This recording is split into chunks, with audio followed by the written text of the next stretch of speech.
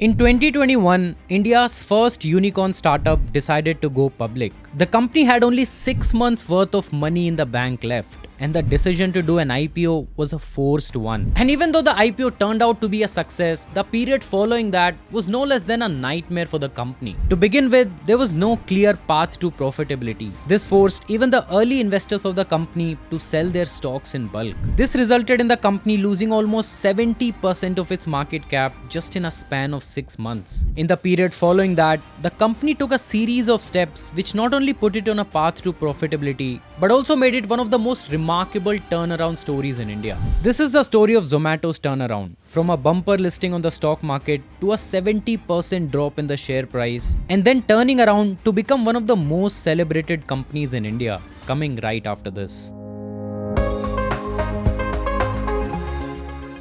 The story of how Zomato started is one for the movies. A young student who wasn't good at studies somehow made it to one of the most prestigious colleges in India, IIT Delhi. He then worked on a problem which he wanted to solve since his school days, organizing India's food delivery space. And as I said, the story is one for the movies. So much so that we have created a 2-part documentary style video in the past on just how Zomato started. We dug deeper into Dipender Goyal's school and IIT days, followed by his first job at Bain & Company, where he started the first version of Zomato called Foodlet. And I would highly recommend that you watch both of these videos after this. We're gonna find a link to them in the description. To begin with, Zomato had the early mover advantage in India's food delivery market. It started delivering food in 2015, but the company has been operating since 2008. So what were they doing for 7 years during this period? Well, Zomato was a restaurant discovery platform up until 2015. They would basically approach a restaurant and ask them to list and upload their menu on its platform. Customers would then come to Zomato to discover these restaurants. And because of this early mover advantage, Zomato had made deep partnerships with restaurants, not just in India, but globally as well.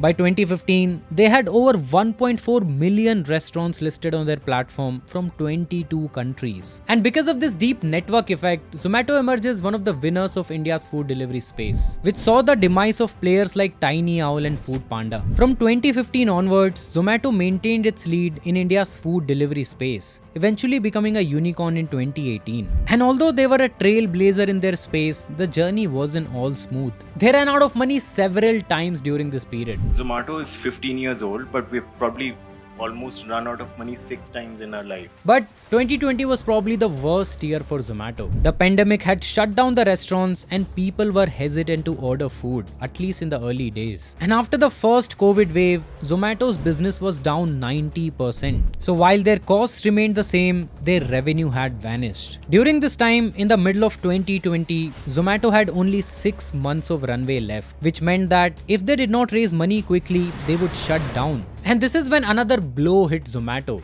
China. The secret clashes between Indian and Chinese troops. The Chinese provocation in Tawang sector in the Indian state of Arunachal Pradesh. Indian army foiled the attempt which happened 3 days back. In June 2020, Indian and Chinese soldiers clashed on the border, resulting in the death of 20 Indian soldiers. But how did this impact Zomato? You see, during this time, Zomato was in the middle of a funding round led by China's Ant Financials. Zomato was to get $150 million from this Chinese investor. But after the border clash, the Indian government tightened the FDI rules for countries that have a border with India. Simply put, now if a Chinese investor wanted to invest in Indian companies, he had to get approval from the government. And because of this rule, Zomato was not able to get money from Ant Financials. So this was the situation. Zomato's revenue was down 90%, their funding money was stuck, and they only had 6 months of money in the bank.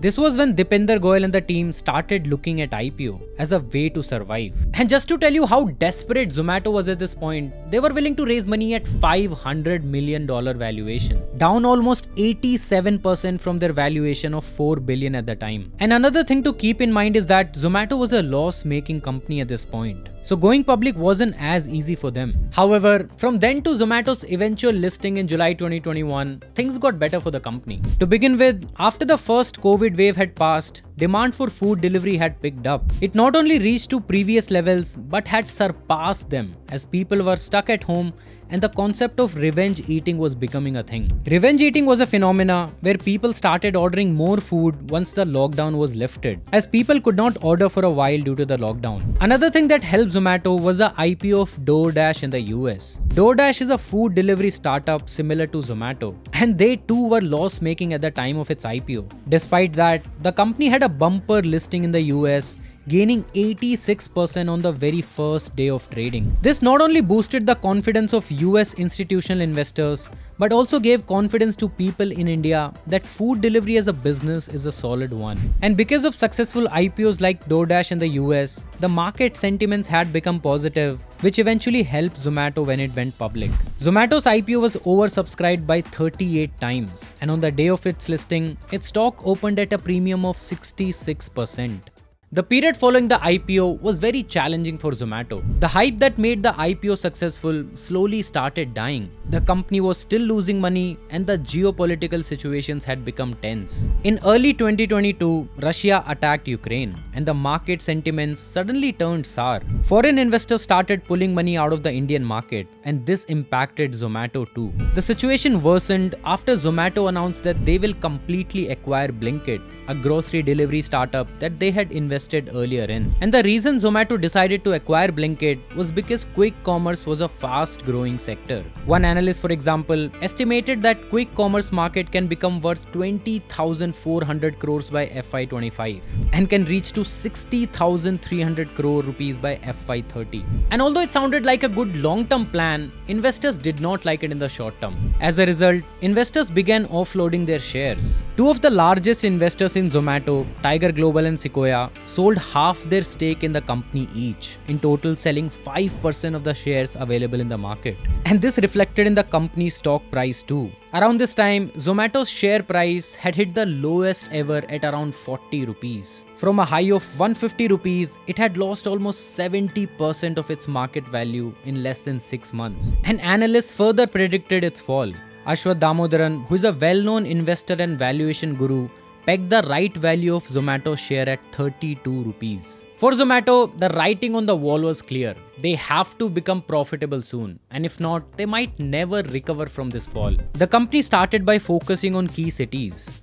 In February 2023, the company announced that they will exit their operations in 225 small cities in India. These were the cities where they had their delivery fleet but did not have enough revenue coming to make business sense. The company then laid off around 4% of their workforce, which was around 150 people at the time. And finally, Zomato increased its commission rate from the restaurants. From 27%, the company announced they will now charge 33% commissions from the restaurants. And these steps worked. These were the quarterly results of Zomato in March 2023, and this was the result in June 2023.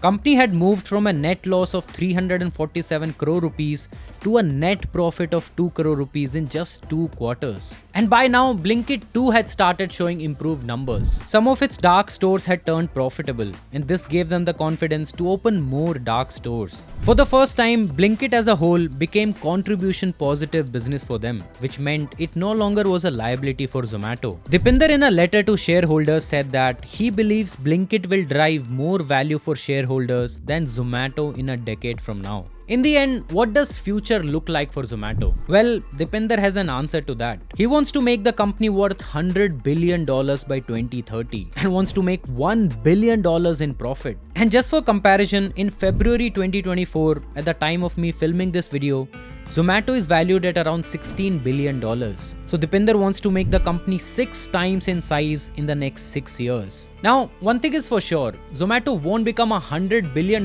company just by delivering food. According to various studies, India's entire online food delivery market will be around $35 billion by 2030. So even if Zomato captures 50% of that, it's still only around $17 billion. The next thing for Zomato is Hyperpure.